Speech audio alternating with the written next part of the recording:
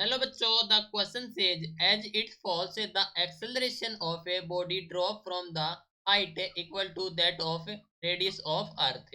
Option A remains the same, option B decreases, option C increases, option D initially increases then decreases.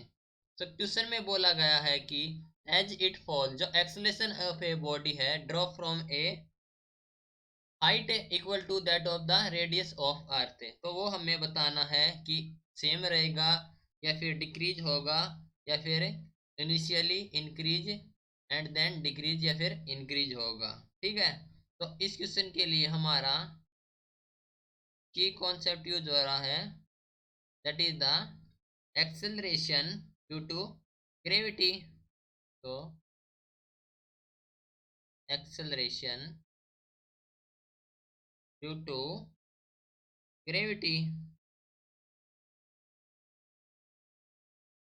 ठीक है, तो हम जानते हैं कि जो एक्सेलरेशन ड्यू टू ग्रेविटी है, which is given as g is equal to G M upon R square. Okay, तो क्वेश्चन में बोला गया है कि the acceleration of body draw from height equal to the radius of earth. ठीक है, तो यहाँ पर m है mass of earth and r है रेडियस ऑफ अर्थ।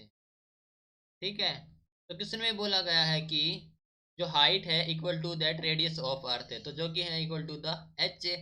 यहाँ से हमारे पास जी होगा equal to the G M upon H square. Okay, H है यहाँ पर हमारे पास है, एच इज द हाइट है।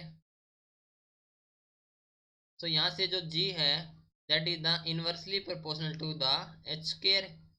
तो हम कह सकते हैं कि from here as the height above the surface of earth decrease, as the height above the surface is surface of earth is decrease,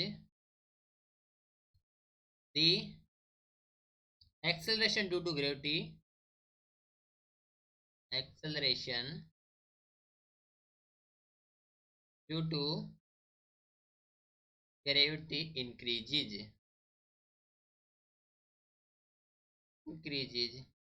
ठीक है, तो एक्सेलरेशन ड्यू टू ग्रेविटी क्या हो जाएगी, वो इंक्रीज हो जाएगी। तो हम कह सकते हैं कि हमारा option number is C correct है, option number C correct. Hope you understood it well, best of luck, thank you.